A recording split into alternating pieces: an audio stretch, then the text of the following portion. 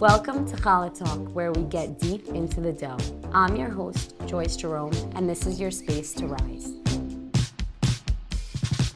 Every episode, we braid bread with women who share what fills their cup, fuels their fire, and helps them grow. One honest, heartfelt conversation at a time. So grab your dough or coffee, take a breath, and join me, because here, we don't just talk, we meet it out. Harei zo challah.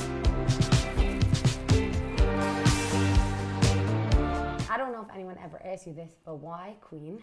Nice. This is a disaster, guys. Why queen? Hello, she calls herself the mazza queen. You're freaking royalty. It wasn't. You did. You self-proclaimed queen. Okay, I'll step into it. Listen, my mother-in-law calls herself queen, and I look up to her. I didn't understand it in the she's queen. So there's something to the meaning. Like, what is it? I guess I projected it. Like, it wasn't even. It was just an email address. I typed in mazza. At the time, my AOL account got hacked. So I typed in mazza, and then it came, you know, when they give you an ending to it? Yeah. So it just said queen. I said, okay. I think I said it's on the other thing. And my aunt said, you're going to do mazza queen? They're going to think you're 80 years old. Yeah. And I'm like, I don't know, this is what's there. And then it just stuck. My name was really Simply Delicious when I started the mazza business. No, I think mazza queen fits you like much, it's way more fitting. You look like a queen. You are, but like now now we talk about things going into alignment and falling into place, right? And we speak the same language. Like that's how I feel like we got connected. This one's a redemption episode. On my first episode of Challah Talk with my best friend, Paulina, I made this recipe that she gave me, and she made a bunch of changes to my Aunt Mickey Horowitz's challah recipe, and the dough came out horrible. Like, really, it was cringeworthy. Like, people watched it and were like playing with this dough, and we didn't know what we were like. It was embarrassing, but it was so funny. And then we spoke, and I said, by the way, do you have a challah recipe? You gave me Mickey's. I'm like, oh shit. How about this? I have backup dough. Oh my God. She doesn't trust. You don't trust. I do trust, but I have this backup dough. It's old. I saw that you had the challah baked the other day. It's from not home. It was supposed to go in my freezer. I'm like, let me just great. Keep it here for emergency. So we had emergency challah, and the original, and then you brought the actual correct recipe. So you put the corn oil, or you didn't? I did. You were so nice. Okay, mix. She put it in. The dough was sticky, and then you told me, no, you must use corn oil, and you were so nice. So, you want to could you tell us what you did? Where were you, in Pomegranate? No, I was in Pomegranate, and she's sending me pictures of every oil. I said, she goes, what's corn oil? I go, corn oil, Mazzola, only. It's an opaque bottle.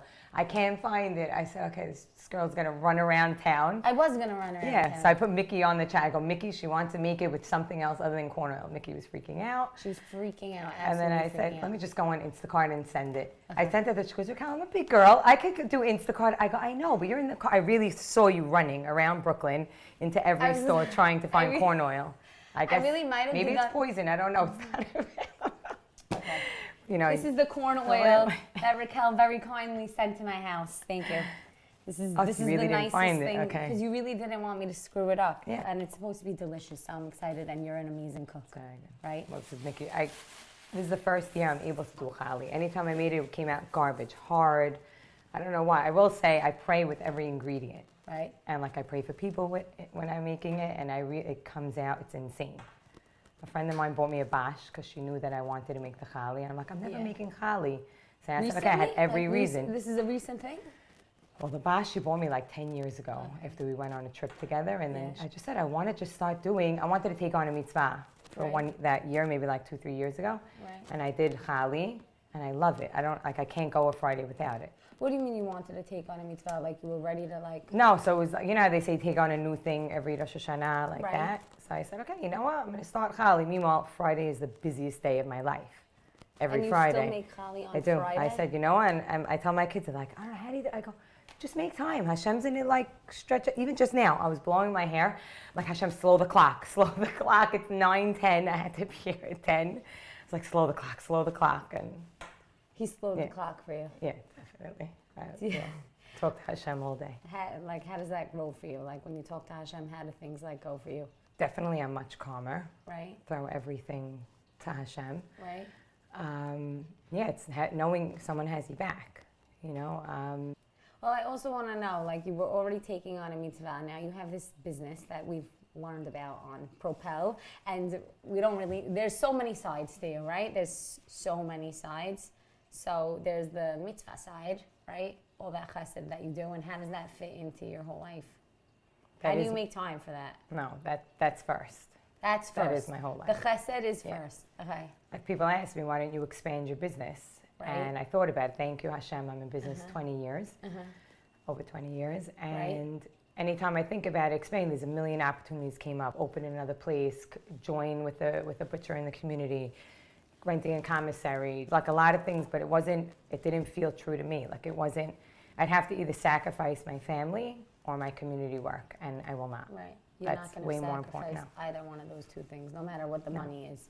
I want to hear from you about like making that conscious decision to turn down money in a business and choose your family and your chesed over other things. And like, how do you make a decision like that? How do you even... Yes, I remember like... How does someone like you make these big decisions and stick to that? Okay. It's okay. So two things. Well, one, when you asked me the other day, you just gave me one question. I was like, okay, but I thought about it the whole weekend. What fills you up? What fills you up? What fills you up? And I'm like, okay, I do thank God I have a lot of energy, and I do a million things in a day. Like there's the second I'm finishing one thing, it's the next phone call. People just find me. I don't know, things just. And when I thought about it, I'm like, really, I really crave connection. Right. Whether spiritually, deep, meaningful connections. And I realized, I said this on the Propel podcast, not to reiterate, but the food really brought me to this whole, my community service, just cooking for people. And it's funny, I know you said we'll get into this when we're talking about it, with like, I'm a Gemini, my birth chart, like all that stuff. We'll discuss it later. I know you want to. So we're literally split. Right, because like I'm 6 months 6 months apart. Yeah. So really anything that's like on a soul deep connection, the relationships I have in my life, like when I started doing more community service work, thank God I've been a captain for Cancer Center and SPH for almost 10 years. Right. And just connecting with the people and giving them emotional support. I'm like, okay, but they're coming to me for this, but I don't have any like background knowledge or skill or schooling or anything in it. And I just kept seeing that it was coming like natural to me. Right. And like my husband always tells me, he's like, why do you attract these people all the time? And I'm like, I don't know. Then I started to realize, I'm like, you know what? Maybe it's a gift. Maybe I do have a talent. Maybe Hashem gave me this, empathy and passion to connect with people and help them. And so, yeah, I was formally trained in SPH to become the captain. From when you were a little girl, did you feel like I always connected with people all over the place. I always did. Them. Always did. Friends, ages, socially, cool, going out. Yeah. And then, but okay, that's socially connected. So you were popular. I wouldn't say pop. It was more like... You had friends. But if I look back, I'll see they were all a meaningful connection. Beautiful. It wasn't not like shallow. I couldn't deal... That's why I realized I had all the different age groups. Like I'm friends with people that are over 60, best friends. Like come on my son's bar mitzvah trip. And then I have 18-year-olds. Like I remember like when I was involved, when they had SBH Disney trips, I spoke at the Seudah Shlishi, like they have all these sessions. And like the youth would come up to me, oh my God, like I have a question, what do you think? Like, and I became best friends with them, dating advice. And I don't per se have that advice, but it just comes natural. My mom is the same way. Like when you meet her, like people, we were talking about it last night. I was like, Mom, people just come to us. Like thank God. Like I don't see it as a burden. Like sometimes my husband's like, don't you want to like take a break? Don't answer the phone. I'm like, but it fills you up. 100%. When you help someone. So I feel that like, I get tired sometimes when I do these, but it fills me up. Like I want to keep doing them, and I love talking to people. So it's like a good thing. Like I just took on, and also you definitely have a natural ability because when we were on the phone and we spoke for like an hour, that's why I wasn't worried about this today, and like this could literally go in the garbage because I know that it's very simple, but. They're very basic questions, but like I feel like I don't really need this because you're so open to sharing. And when we were on the phone, I was like, oh shoot, I'm asking her too many questions. And I was like, wait, can I have advice? Could you tell me about this? And like, I didn't want to make it about me, but it is about, it's a conversation. It is about you. This is your show. Yeah, and like I just was very naturally inclined to like just also, just because you were so open to sharing like your experiences, like it gave me like a comfort zone to, and I'm not shy. Like I always say that I'm not so shy. Like gave me a comfort zone to, I appreciated it. And you gave me like really good advice, and like we were both discussing like the same. It happened to be that we were both like thinking about the same thing. So you do have that natural ability, and like Baruch Hashem, SBH found you, and not like, and the Morris Franco Cancer Center also found you, and you took that, and you've been going with it.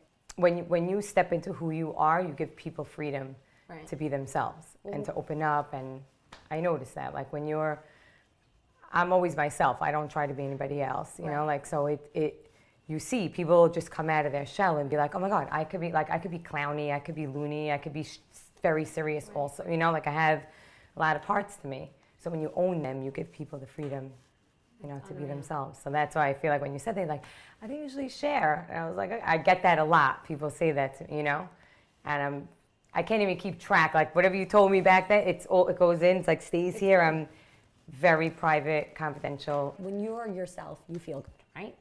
Yeah, for sure. Yeah. But I am, What else happens when you feel like yourself? I guess as I'm getting older, I'm realizing I used to have like FOMO. I needed to be everywhere. Right. I'm invited there, I'm going. And then, but not even out of obligation. I genuinely want to support you. I want to celebrate you. But then I'm not, you know, I'm realizing it now. Let's say you're going everywhere, you're being everywhere, and then like, how you taking care of yourself? Lately, in the past couple of years, I love alone time. Like I'll just sit on my bed, I'll take a shower. Where are you going today? I'm just sitting on my bed for like 2-3 hours in my robe, just relaxing. Even if I'm scrolling, doing nothing, or chatting with a friend, or catching up with someone. I do a lot of meditation and breath work. Love. GC and I, we go all the time.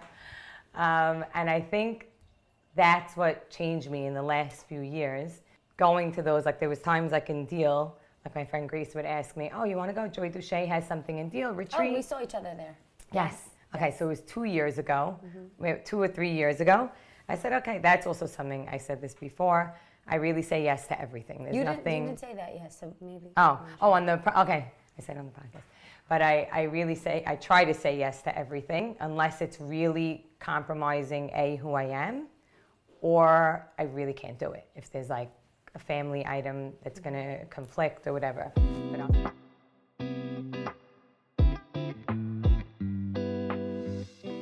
Can you tell me a long story about saying, so I said yes to Challah. Okay. A few summers ago, I went to a joy retreat in Deal. Yeah. Maybe it was in her house. Yes, I can't remember. Right. And then with Grace. And then the next day, she's like, that week in Deal, for some reason, everyone was having one. Atara was having a sound bath on the beach. Joy was doing something. I don't know, my friend Sophia was in from Israel. She did like a whole rebirth. Sophia Mizrahi. Sophia Mizrahi. I'll get to her in a second. Is that like the birthing in the bath? Like she did. She's a life coach. Okay. She lives in Israel now. She's my best friend, Sophia Mizrahi. Okay. And so she came into Jersey and she did this retreat by Liat Cassin's house by the beach. So we did like that whole week, a lot of things. And I was like, wow, I really felt it like impacting my life. Like it really, I got in touch with myself, like the rebirthing, it was hard to do, like in the pool and the breathing and all that.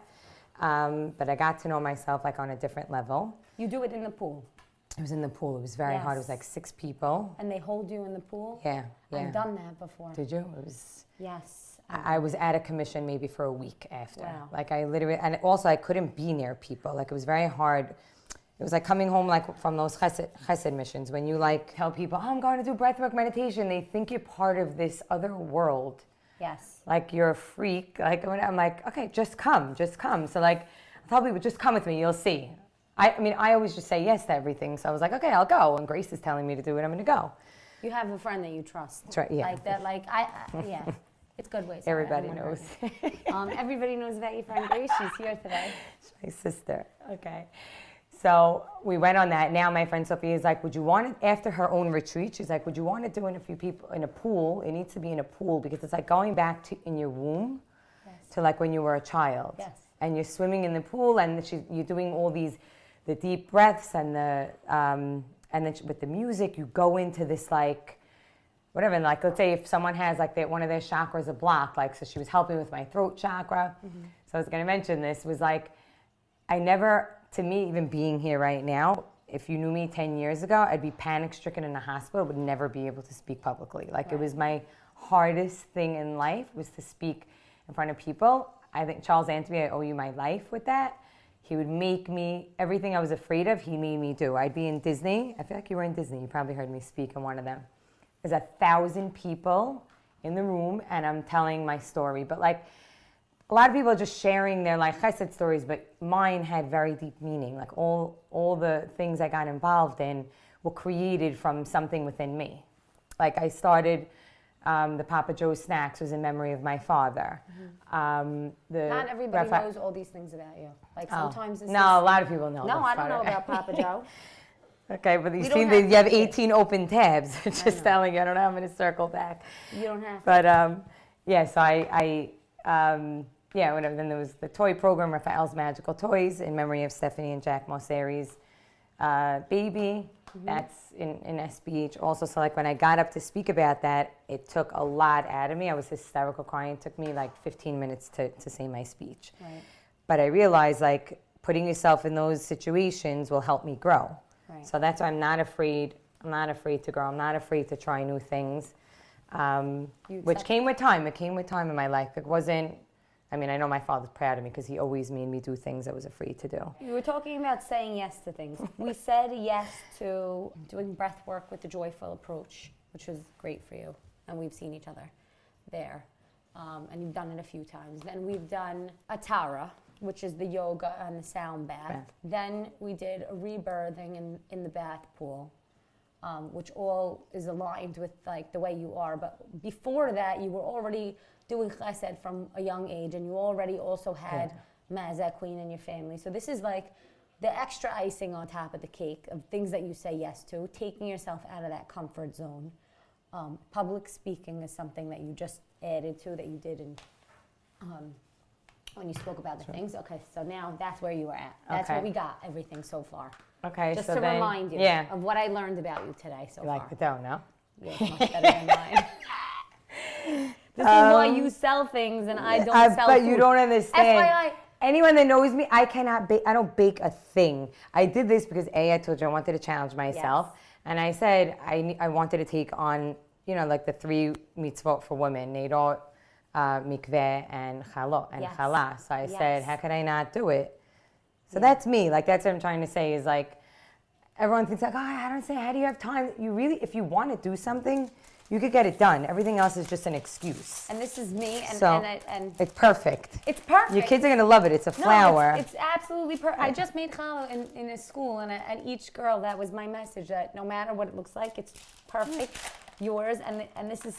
And I went to culinary school, by the way, like real culinary school. So this is by the way sticky. You don't even know. I'm sorry. I would spray my hand with pen, but I know you definitely don't even have. I have. She's avocado. like water spinning over there. I don't even know why. I have water spinning. She's even carrying. I have pan. I have pan. You do. And I have avocado. Okay, so I'll do Would you like? Okay, I'll do. Choose your poison. No. So after the rebirthing, listen, it's hard, but then you come back into yourself, and now you just like leveled up a little bit more with your energy. So then you just protect your energy. You feel like you're protecting your energy a little bit more, and then you just find people that are on the same wavelength as you. Growth mindset. I like doing things in my life that I'm learning, growing, getting to know people, learning about people. Like I'm very interested in learning people's story. After the Propel podcast, I was saying out loud, I don't know if anyone heard it, but I said it. I'm like, I don't know, I feel like my role in SBH just made me realize that I'm craving very deep connection with people and on that level. So when I ended it, I said, and then people always tell me, well, you should be a motivational speaker. You should be a motivational speaker. You always give me people chizuk. And I was like, okay, I know I always had it in me, but like, I don't know, would you come and want to listen to me? Like or pay to come and hear me coach you? Right. I was doing it unofficially, like without being paid or anything like that. Right. So again, when Grace asked me if I would go to Sedona. She's like, I saw Vivian Dayan, VRD, shout out to VRD Manifestation Retreats. Vivian Dayan Braha now. She's like, it's in Sedona. I'm like, in Sedona? Okay, I don't know. Let's just go. What is it? We both didn't know what we were going there for. But you went. We went in February, and we get there, and we're in this house with people, and I'm like, okay, we're just going to go with the flow. And she asked, what do you want to manifest? We both said, okay, I don't know. We're just here to see whatever comes alive within us. Right. And when I was there, I was like, I'm talking to Vivian, and she really gets you. She gets you to own who you are, and she pumps you up, and you get excited about your purpose in life. Right. And I'm like, I don't know. Everyone's telling me like I'm so good at coaching. I met my best friend Sophia, the one I told you about before, from Israel. She's telling me you should be a life coach. You should be a life coach. Be a life coach. And I'm like, I don't know. I do that anyway. Why do I have to be like a life coach? I could Sometimes people see it for you in a way that you don't see it for yourself, and that's the perspective that you might have been. Definitely, yeah. Yeah. So they both were saying that. So when I came home, I was like, I think I want to be a life coach. Wow. So I ended up, but this went on for like a few years, because before, I'm just telling you, I kept going on CTI's Coactive Life Coach courses. You mean you were? I would go online. Every time Sophia would tell me this for years. Raquel, you do this already. You do the social work. You do all that. And I'm like, I don't know. I'm not doing it. I also, sometimes it's not a secret, I didn't do so well in school. My son's not going to hear this, so I don't have a diploma. Only if my kids graduate high school, that's when I let them know. I said, by the way, I don't have a diploma. You don't need one. You could still, God bless, be a rock star and do amazing in life. So I think that means that you're a good role model for the people, like for kids also, just by being you, which we talked about being you. Just knowing that, like, hey, you're not dependent on what grades you have in school or what type of student you are, because your path could change and you could grow and evolve just like you are, and continue to be successful even without that. But it does can hinder your confidence a little. Yeah, for sure. How did that affect you? But looking back now, this is looking back now. But when I was in school, right? I didn't realize. I just figured, okay, I'm the troublemaker kid. They all just thought like, okay, she can't sit still, as a troublemaker. Me too. All day long. And I said, okay. But really, thank God I had parents that just believed in me. Mm-hmm. My father would tell the school, figure it out. You need to learn how to teach my daughter. I love him. And the school I went to has a motto, teach each child in their own unique way. And I actually used it against them when my daughter didn't get into the high school. Mm-hmm. And that's a big thing. Like if I go into that's, okay, I'll circle back with the life coaching in a second. But I realized that we have to advocate for our kids. When my daughter didn't get into the high school, they kept saying, oh, but her grades she's failing. And I said, okay, but she was in a small contained class. And I don't want to go into which the school is, right? Okay. No, but I'll say it because it's important to me. Well, it's important now also because this has, we already discussed that. I've been asking you questions all along. But I'm at this point where I have these little kids in school and they're calling, oh, this one doesn't sit in the circle and this one doesn't this. And I am my child's biggest advocate, so it doesn't matter what high school it was, because the story is still, wherever it is. The story is still being told. There are parents that are hearing that their kids are not where they expect them to be. So what did you? So I called the school and I said. And your dad told you this. Yeah, what you don't ask for, you don't get. Right. I say that all day long. Right. So now my daughter, she's trying to get into high school. She didn't get into one school, the other school. Mm-hmm. And now she's panicking. And I actually used the Thomas Edison story, I don't know if you know it. Yes. That the son said, you're too smart for this school, because she was so upset she didn't get into one of the schools. Mm-hmm. And actually, I showed her now, she just graduated high school, and I showed her the emails that I had back and forth with all the schools. She's like, what? It's like I never told her while this was going on that, she was struggling, and I didn't want her to think that. But now, I think it empowered her so much. Maybe thank God gave us a beautiful relationship. She knows I have her back, and I would do anything under the sun for her. Wow. And I told the school, I said, grades are not everything. I said, your brain is God-given. That's not who you are in life, So just because if I have a 70 average doesn't mean I'm not going to succeed. I said, my daughter's confidence comes before anything. And then I started to cry, and I go, you're making her wait till June, and this and that. And then I said, I'm part of the community. I serve the community in every capacity. I go, I'm a very big volunteer, And I usually never say anything like that, but I wanted to know, like, okay, you don't have to just be academically successful. Yeah. And he's like, Mrs. There's a Habert, way to stop teach talking. kids, And yeah. I said, what? He goes, your daughter's accepted. I was like, and I realized if you don't speak up for your kids and advocate for them and show the school it's not just about the academic success, they're not going to realize it. Right. Wow. So, yeah. That's so nice to hear. I feel like I do that with my kids too, but not everyone does. And like, it's part of my identity. I'm bold, so I'm like, yeah, it's I'm part very, of my identity. yeah, like yeah. the teachers in the school know, like, wow, this mom is.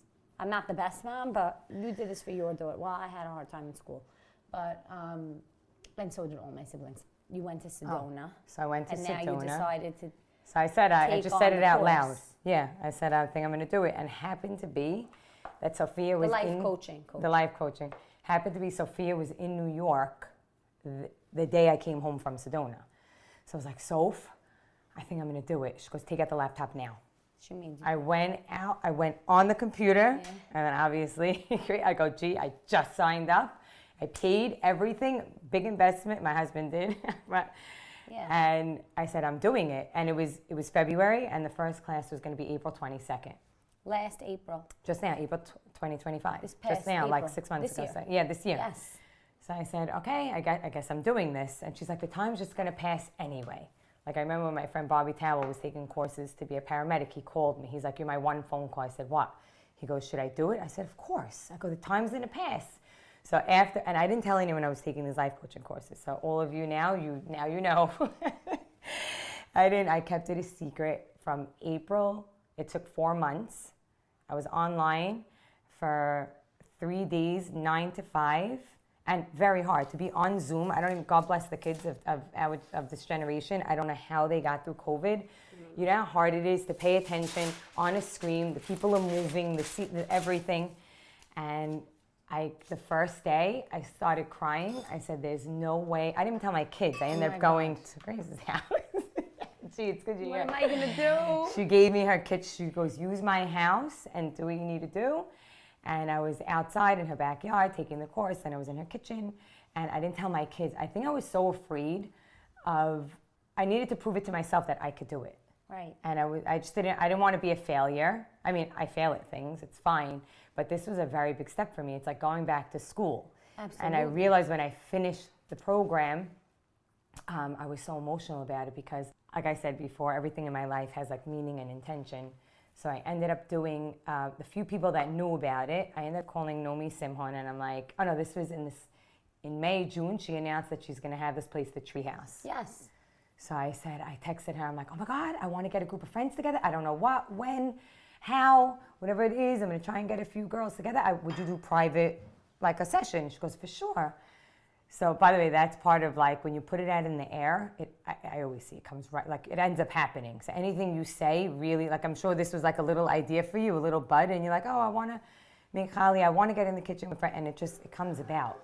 When it comes about, but you have to take action. So, yes, Vivian said that to me this morning. Now Now I know me, Simon. Now I'm like, okay. You're already 3 or 4 months into your I finished. Now you finished the Mabruk. No, thank you. Okay, so now you're a certified life coach. Yes. Now okay, you I got the certification. Okay. You got the I got one certification. She's yes. got one certification, and that's a big deal, and we should celebrate it because you took you many years to.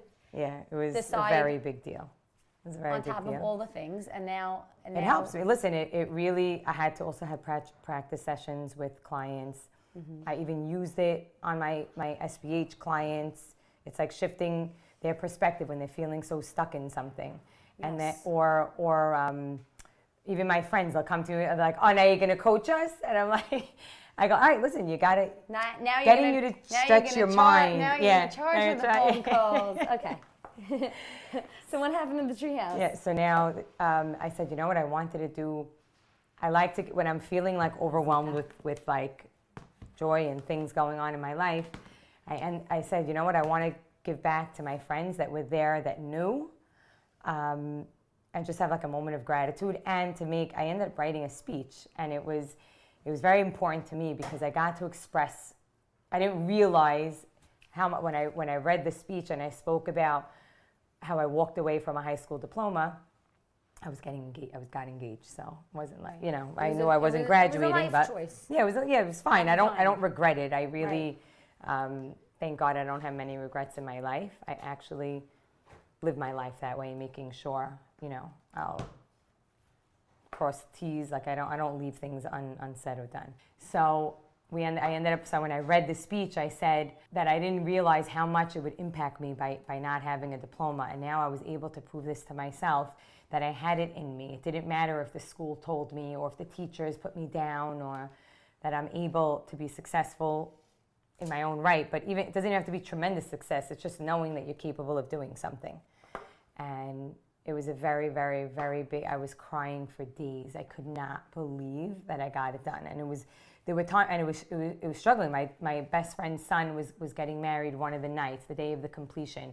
I ran there. I'm like, what time? We had a break at 1 o'clock. I ran there when her son was, you know, going to do the first look and whatever. It's like I didn't want it to like ruin or miss out on opportunities in my life. So I didn't want to take over, but I was committed. I was dedicated, and we ended up having like a circle by Nomi, and the topic was all gratitude. And it was funny because it wasn't my group of friends. It was one person that I connect with an SBH, one that's an old friend. When they all came together, they're all looking at each other like, they know they're all friends with me, but they're looking around the room, and they're like, one person said it out loud, and she's like, by the way, none of us are friends here without Raquel. Like we would. And you were the one that grouped. I grouped the whole, yeah, they were really all there. I was thanking them for supporting me and being there during that whole journey. Right. And it meant like the world to me. It was a very big milestone in my life. It took a village. Yeah, and definitely. those are the people that were there for you during these things. Yeah, I didn't really just like disclaimer. I wasn't pinpointing people. Like it when it was coming about, it was like, okay, you know, they came to me. I'm like, oh my God, you don't even know. Don't tell anybody. But I'm in the middle of taking a course for life, you know, in life coaching. Because they came to me with a problem. Right, they came to me with something. Knowing you was a big deal to them. This is a pivotal moment for you. Like also, like you're well seasoned. So life. I would say life experience gives you more than a formal education. Yes. You know, I mean, but you definitely do need skill and. Yeah. So what did it feel like having that support for you? And also, how do you find your support? Like, how do you align with people? And another question, how do you handle being misunderstood? What changed in your circle? And what does a real friend look like to you now? Yeah. Like all those, you know, in your own way. Listen, I think everyone has something to offer of themselves. Right. And I learned, a friend of mine told me this years ago, like, let's say if I was 18 when I got married. So like, okay, I had friends from high school, then I have a couple friends, then daytime friends, nighttime. I just figured because I would be the person for everything. Like I'm that type of person where you need me with social, I'm there. You nighttime fun, this, you know, but not everyone has that capacity. No. And I would get hurt over the years. I'd be like, wait, I want to, like, why aren't they there? Like, I want to go out with them at night, or I want to go out with them in the day, and they're not around, and blah, blah, blah. And I realized over the years, and this is like through, I don't know, group, whatever it may be, just life experience, you learn that not everyone will be everything for you. Not that it's in a bad way. It's just, that's how life is. Yes. But what I did notice is the people that celebrate you, for me, that was very unfamiliar. You know, like there's, everyone's there for you. If someone's not there for you when you're down and there's things going on and there's, God forbid, a loss or someone's sick in the family, everyone unites in 1 second. But find the people that are there to celebrate you when you're rising. When you're winning. When you're winning, that to me is everything. That's everything. So that's what I felt like but not everyone had that opportunity. But when I was doing the life coaching, I was like, wait, even today, like Vivian called me in the morning and she's like, Rack, you got this, and you're going to be amazing and everything. And I was like, Viv, I'm not used to this. Because I'm everyone's cheerleader. Like if you tell me you have a doctor appointment on next week, Tuesday, like I'm checking in with you. But like Gabby tells me that, Gabby's my husband. Gabby tells me, he's like, Raquel, not everyone is you. I'm not expecting me from other people, but I just think it's normal. Like it's just regular to just be, but I guess that's a gift. Like he tells me, he's like, that's a gift for you to be so hyper aware, empathetic, to see like beyond. It's like, I feel like you had that also. Like I remember when you came over to me and Celia, shout out to Celia Sutton's cardio. I want her to come. I want her to come on Challah Talk. So we were in exercise, and Joyce came over to me at the end. She's like, Anna, I feel like your energy, like whatever, what's up, we're talking, and I'm like, I felt the same thing. And I said, I was like, I don't do that. Like, this is like a new thing for me. But my heart is always open. So I connect energetically with people. Right. I realized today that that's a gift. It's definitely a gift. I don't take that for granted. I love people. I love connection. I love, like when I was one of the courses was called Fulfillment in the coactive coaching course. Right. And the questions are, what are your values in life? What do you value? What are your priorities in life? And when you're getting all that together, you narrow it down, if the 8 down to 4, and then this, and then you come up with your life mission statement. Yes. And my statement was, I am the contagious spark that ignites deep, meaningful, and authentic connection. So I was like, oh my God, but it comes together because based off of what is important to you, that's how you'll come to learn it. Wow. So, yeah, and I realize now, so I'll tell you about Naomi Astro Torah. If you guys want to follow her on Instagram, she's amazing. Again, I don't know, I must have just saw her on my search page. Like one day I read one of her posts and I followed her. And then now I'm seeing, I'm like, is she? So she reads, so she's, I don't want to make a mistake, something about Kabbalah. I don't know if she's not a Kabbalist, but she studies Kabbalah. She's very well learned. Has a lineage. She went to school for this. She's born in France. She speaks many languages. She lives here in New York. Jewish astrology. Okay, we looked it up. Yeah, she's a Jewish astrologer. Astro Torah on Instagram. She's unreal. And I was following her. Yeah. And then Even I if you saw don't more and more call her, people were like, following I her. just want to say, even if you don't call her, I want to add this in. And you like look at her reels on Instagram, not her reels, her posts carousels on Instagram. Like she's very in depth, and like just for the person that's like not into this, it's a little bit of extra like Torah for them to like. It's very deep. It's very deep. Very but you don't deep. like it's even for the novice or like someone who's just like interested in knowing what we're talking about. Like look her up. It's definitely something to look into. So now I'm following her, and then I realize a few more people are following her. I'm like, wow, okay. Never even discussed it with anyone that I'm following her. I go to Vivian's wedding, and she wrote out she painted the ketuvah. Vivian painted her own Naomi painted Vivian's ketuvah, and I see it, and I'm like, oh my God, Grace and I at the wedding, and we united, and like that's what I'm saying. Your energies just end up calling each other, finding each other. And there's like a deep soul connection. And I ended up having a birth chart reading with her. And basically it's taking the day that you were born, the time, and exactly where, like New York, exactly the time. And that will tell you what you're here for. Like what your tikkun is, what your purpose is in the world. And there's no like, oh, in 2 years from now, you're going to make $1 zillion. Or 10 years from this is going to happen on Tuesday. Nothing like that. No, and this is a kosher safe thing. It's a kosher. This is not at all. It's an insight into the time. You could look it up. Kosher astrology also. It's kosher, 100%. Yeah, it's not. I'm it's like not very big on heebie-jeebie, the any of kosher that. thing, Yeah. all that, and it's definitely kosher. Because basically, when she does your birth chart reading, if it doesn't resonate with you within 10 minutes, and it's not like, oh my God, that's exactly me, she stops the reading. She said, and this is not even, you. No, we were off. Yeah, so I'm a Gemini. Right. But my Hebrew birthday is Kaf Iyad, which is Ani Hashem Rofecha. So she was telling me. What does that mean? So Ani Hashem Rofecha is a healer. Okay. So she what was is saying. Kaf ER? 20. I'm 20. Oh, I was born on 20th Iyar. of Iyad. Okay.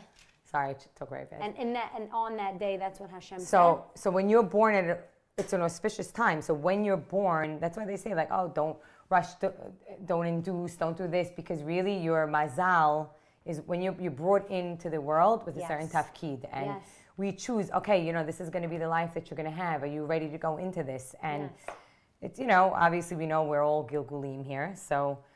She was saying, she's like, Raquel, you like your role is to step into like being a healer and this and that. This was in August. I did the reading with her, and I said, she's seeing me. I go, oh my God, you don't understand. I'm doing this coaching now. She goes, you don't understand. Everyone has what their role would have to be. It's either you, and if you know about it, and maybe it's on your journey, you'll pay attention to it. You'll be more aware of what's coming up for you in your life. But if we don't step in without knowing. Let's say you don't know like what your we don't know what our purpose is, but you know which road you should be on, or where you feel it in you. It'll come to you. Like this could be the beginning of something that you're stepping into. That's why I say you say it. What she was saying is it could end up being like a block for you. Yeah, so I want to get into that, because how do you navigate the people that are not like looking for this soul conversation? Like we've said, like we kind of speak the same language. There are definitely people that this language is not for. How do you communicate with them? How do you share this with them? Like, what's your thoughts on that? So I don't really, not that it's like a whole topic. Yeah, I get what you're saying, but because it's not something. Like, let's say there's somebody that they're like not. You find your tribe. You know what it's I mean? hard for me to have shallow conversations. Yes. Like I'm not. That's already was always like that. So what happens when you already have those relationships that are shallow? Like you have some. A lot of those will end up falling to the wayside. Right? Okay. It really does. Like if it's someone's not aligned with who you are energetically, and they're not bad people. No, we know what a supportive friend looks like, and you're very social, but you have like your core group. Okay, how are you like discerned with the ones that are not really like your core group? Like how do you stay in the flow of your life and true to yourself, and also being this incredibly social, confident, do-it-all type of girl? And even like when you're in SBH, like dealing with people who have like these strong Different emotions and right. different personalities, like so I do protect my energy. Okay, what do you do? I used to absorb everything. It was a lot for me, but I also just to mention I am Scorpio rising. Right. So that's, if anyone knows about Scorpios, they go dark. Everything's like about death and then rebirth and transformation. Mm-hmm. So knowing that, like even when Naomi told me that, I was like, because anyone that knows me, I guess looking back in my life, if God forbid someone's sick, I'm always in it. Like or like funerals, I don't dread funerals. I go there to learn about the person. I've been saying this. I write notes. I've been saying this for years. I really don't like to miss them. Yeah. I go. Mm-hmm. My friend Shirley can, and she's like, Raquel, go. I go, no, I want to learn from people. She goes, hang out. I see you at every funeral. I don't. Okay. Also out of respect for the people, but I want to learn. Out of respect. But I do. I want to learn. I want to get to know the family members. Listen, when my father passed away, I learned so much about my father through other people, and I realized that's really. They say that if you want to grow in life, go to a funeral. Go to realize that we're immortals. We could, there's a lot to learn. There's a lot. Yeah. Look, I'm not perfect. There's things but I do have a growth mindset. I do like to evolve. I want to be a student of life, and I feel like who better to learn from than these visionaries and pillars of our community, or even if it's just a friend's father, somebody, it impacts me. I seek impact in life. Like I want to leave an impact. So I guess agree. You have to know. Yeah. That's the whole thing. It's like they say, like even after you pass, like your mitzvah still grows. Like you have elevation just based on what you left behind here. Yeah. So like there's a mark that you leave. I guess I want to say with the community service work, okay, I could go home. It'll hurt me for a little bit. It boosts me and propels me forward how to help them. Like I look at them, okay, they're suffering.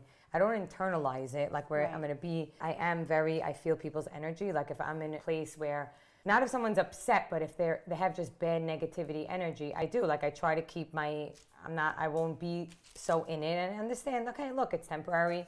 Protect my energy and accept them for who they are. Do you protect yourself from like getting hurt from those people? Like was anyone not anyone? So I probably would have protected. Like, maybe like people that disagreed with like, why are you becoming a life coach? Like, ooh, that's. So I will tell you, I did protect myself. I realized after.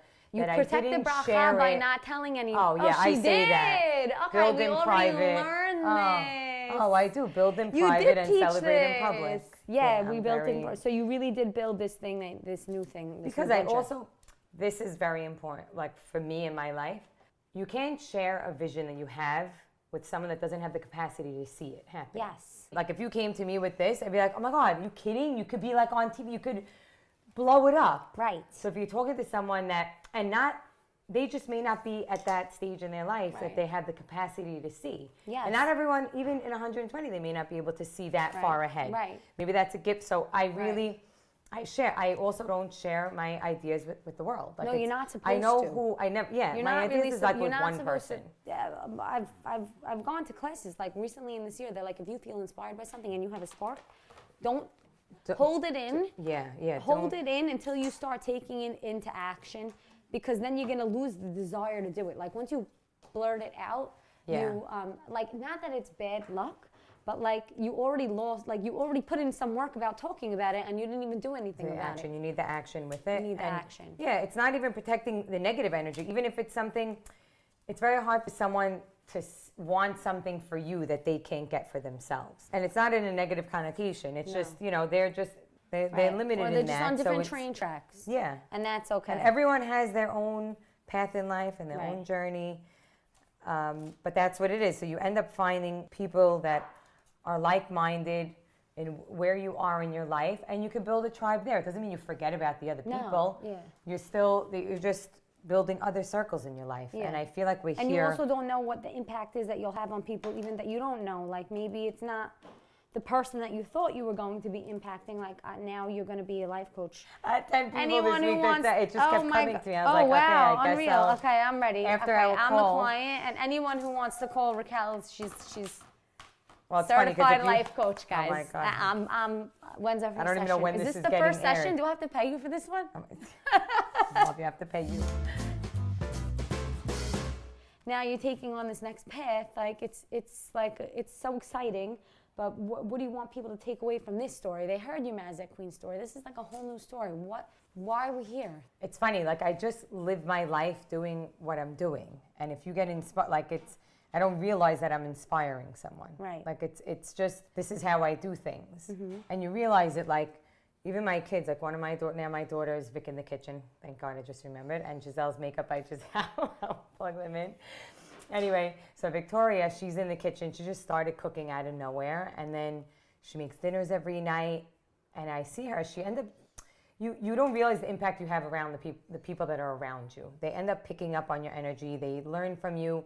They get inspired by you. Like she'll go in the city. She goes to farmer's market. She brings things home. Now she's growing a garden outside. Like all those things I like. Do not grow the garden, but that's unreal. All that. And like she was in the city yesterday. She's inspired. Yeah, by she's you. inspired. She So that's what I'm saying. It's not like it's a doing. Right. I think it's a result of how you live your life that people catch on. I don't know if I'm answering that, but no, I think you are catching on. I think that's beautiful. It's just, so just by the way, I don't have a focus on it. It's just you know.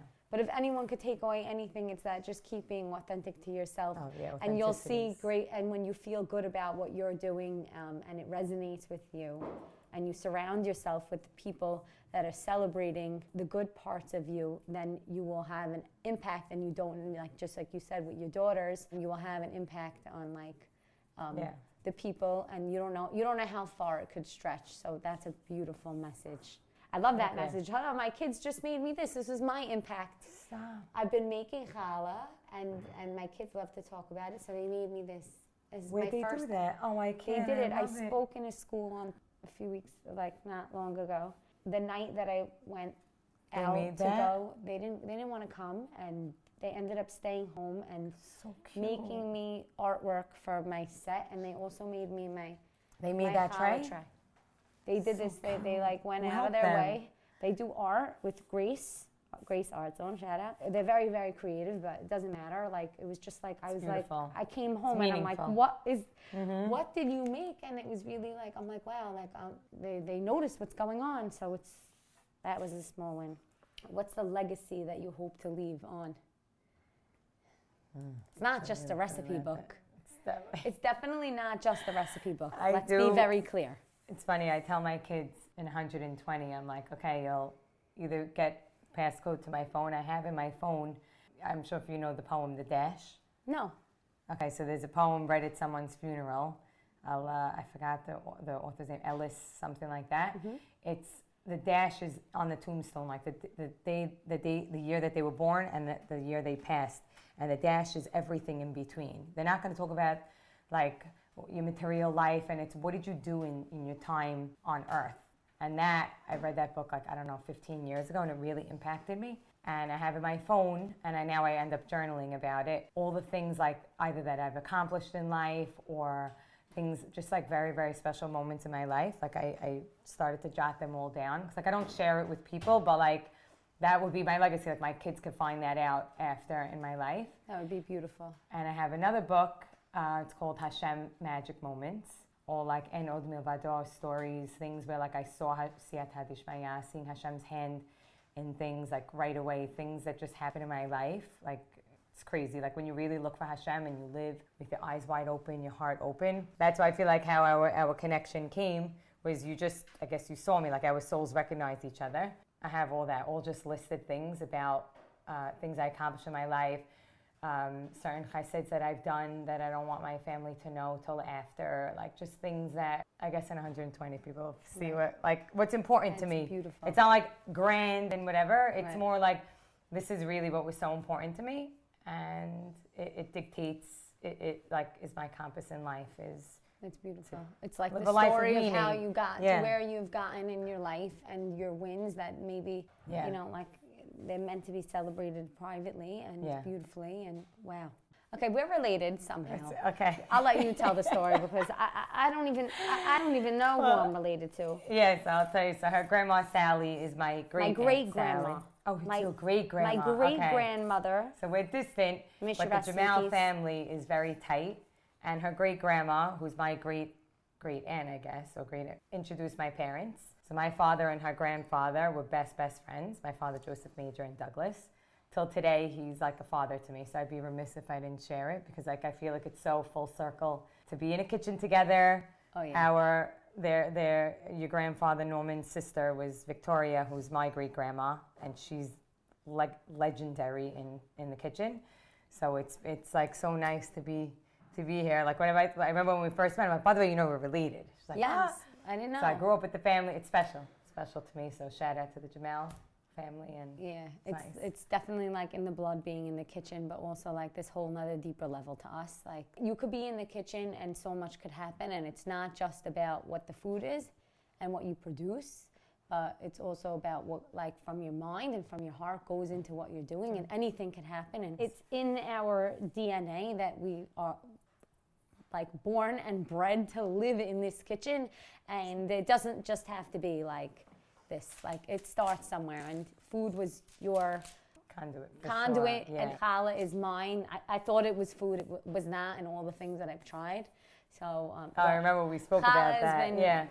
It's funny. So Gemini is creative and communication and a lot in the head, and she's like, so Naomi was telling me, she's like, your service is healing and with food and creativity, all that. So it went that way, and then learning how to use my voice. I would say it's something your calling it comes to you. Your visions come to you. If it came to you, then that's your mission in life. It's not like I always say. I'm like, it's not chasing. Like, I want to find a job. I want to do something. It doesn't. It usually comes to you. Yeah. It's not like this. I'm sure it's not like, oh, I'm gonna go and do this. Maybe you got an idea, but it was inspired by something. Like it comes to you. All these callings, these visions. It was picked for you. Yeah. No one else could do it the way you do it. The vision you had, the way you see yourself, and the way you felt good doing all that chesed, and that's why you felt energized, right? Yeah, for sure. Like if something makes you feel not energized, you can't. Is that I back how down. You know? Yeah. You know. I know. It's not. Yeah, like a friend of mine saying like, I can't decide if I should do this or whatever, and I said, yeah. What do you do when you have a decision to make? I said, okay, quickly go into your values. Is it compromising your values? This is also like we learn in the coaching. What's your gut instinct? If you really silence the noise around you, everyone's gonna have a different opinion. You could go to, I don't know if you have sisters. Yes. Each one's gonna have a different opinion because it's based off of what they would do. Right. So when you start getting in tune to yourself and knowing your patterns and why you react a certain way. So if like you have fear of rejection, you're always gonna be avoidant or protective. So and then you go back and you realize like, oh wow, must have been like in high school, I was bullied and people rejected me. So like, you end up showing up to relationships in that way.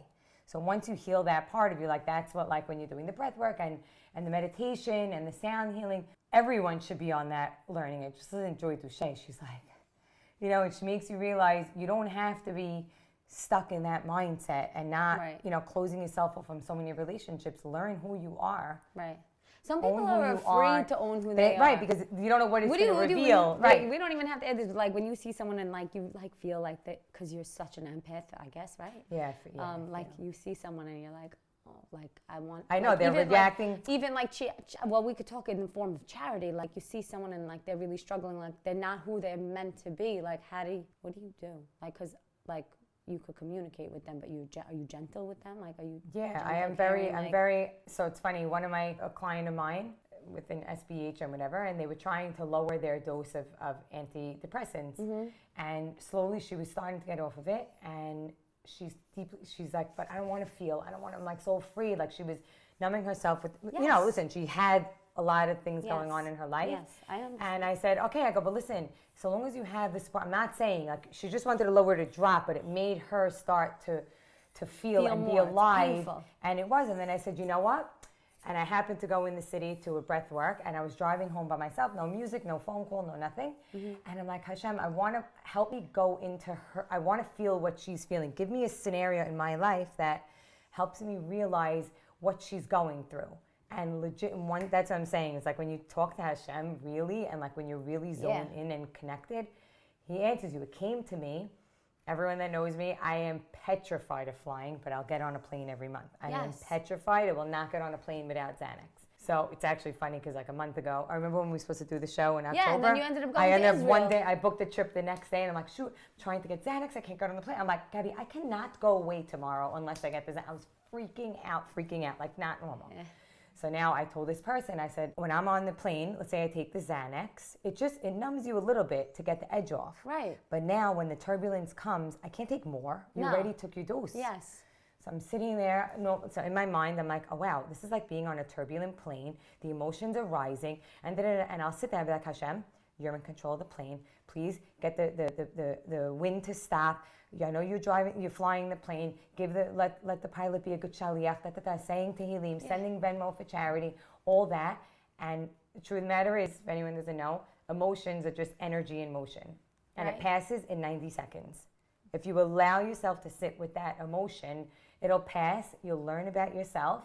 And I ended up calling the client that night, and I said, look, I don't know exactly what you're going through, but I put myself in a situation where it came to my mind that I cannot get on an airplane without Xanax. So I would never say don't medicate yourself. But if you can get through 1 month trying on the lower dose of your medication, maybe you can, rise above it and learn more about yourself and help yourself in your future relationships or whatever's going on in your life, all your struggles and all that. And she's like, you know what? You really helped me. And I was like, but it's not like I knew that. I was just like, when you really want to tap into like. Yeah. But you gave her strength, and you said you like. Yeah, but I was you really believed in her, like you gave her because validation. I really did. I did, and I validated. I did. I said, I go, look, I can't even imagine what this is like for you. Right. But what I know for myself is, so when you put yourself in other people's shoes and you feel their pain, and it's not like a bad energy. It's there. Listen, Hashem puts these people on earth. Why? Because it makes us into better people. We need to have empathy and sympathy and caring, because otherwise, like, okay, we're probably going to donate half these chalis. So like everything has a purpose. So if we didn't feel other people's pain, why would we care for them? Yeah, and you can notice, look, and living with your eyes wide open is you'll notice other people. Like I see, like I remember Rabbi Edid gave a class on greatness is seeing beyond the needs of others. Like Charles Anthony used to say, he's like, people are not just coming in, they're knocking on the door and saying, I need food. But it's not really that they need food. They need food, but they really need emotional support, financial support. They need, mental health. And then teach a man to fish. Right.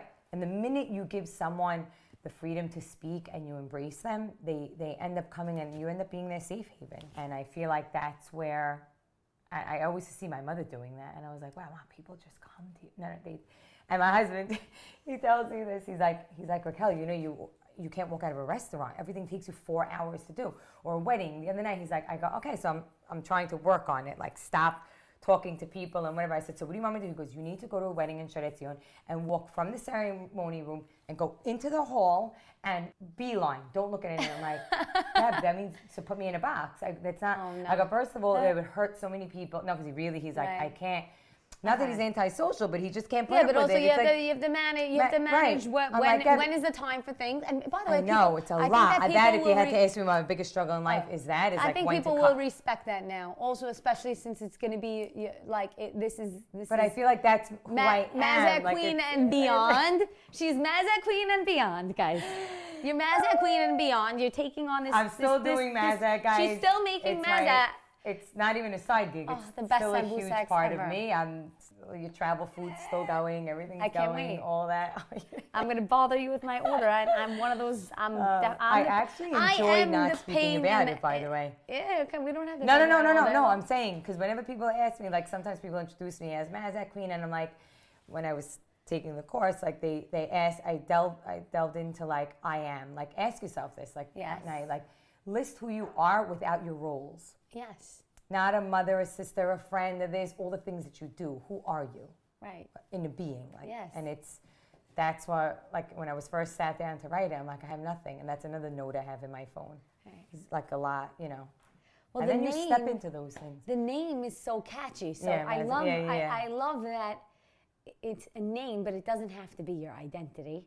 Yeah. And even like just like I started, and this is why, like, to choose to pick that, have that name picked for you on AOL. I don't care what you say. Yeah. That is what? Listen, it was thank you, Hashem. It's not a coincidence. What's the word? It's not a coincidence. You're definitely royalty. It's so you would ask my sitter, she would tell you that you're royalty. She told me I was royalty. That's the way she is. That's the way you live your life. I see it, and you're definitely not that one label. There's so many components to you. Thank you for saying it's amazing. No, it really is, and I'm so happy that I got to get into this with you, and we got to know some of the layers about you, Raquel. Not just Mazza Queen, Raquel. Food always brings everyone together. It brings everyone together, but it really exhausted me. It was one of the things that depleted me. And like, it didn't deplete you, but like, you've gone to that. I guess it maybe did. the work. It definitely did, but I had to go through it to get to where I am today. Right. Like, there was no way, if you don't, right. You have to. There's no easy ride out. No. Oh, I did it. You did it. No, in a very different way. You're going to see, the more you do things that are hard, you gain confidence. I'm telling you, if you knew. Absolutely. You know, if you knew how many years ago, I was such a wreck. I could talk all day. Right. Like, I don't shut up. I could literally talk all day long. But to be eyes watching you and hearing you, and then I'm like, wait, okay, I did this. It was scary, but okay. And then someone asked me, I'm like, you know what, Raquel? The only way you're going to get through life is you have to say yes. Unreal. It's so many beautiful things, thank God, have come into my life. Unreal.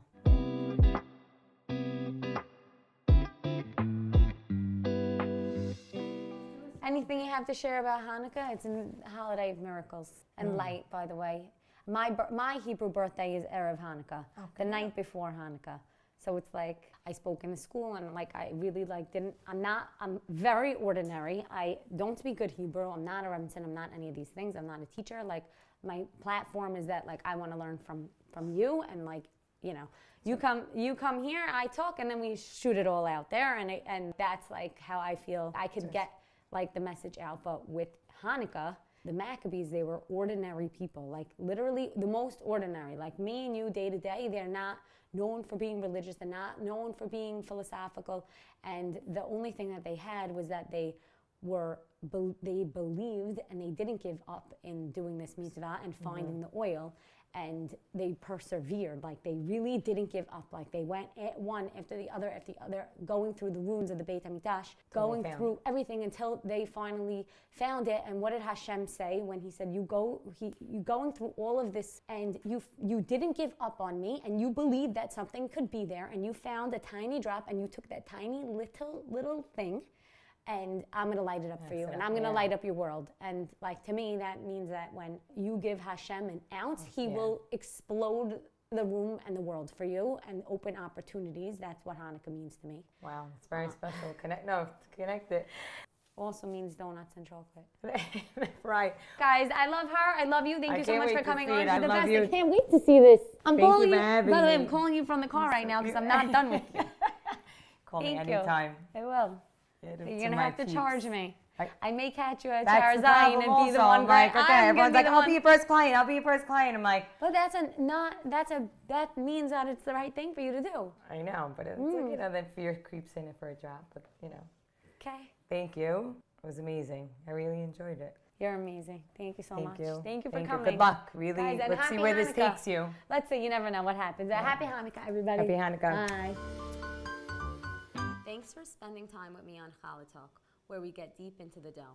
I hope today's conversation filled your cup, stirred something meaningful, and even sparked a little bit of joy.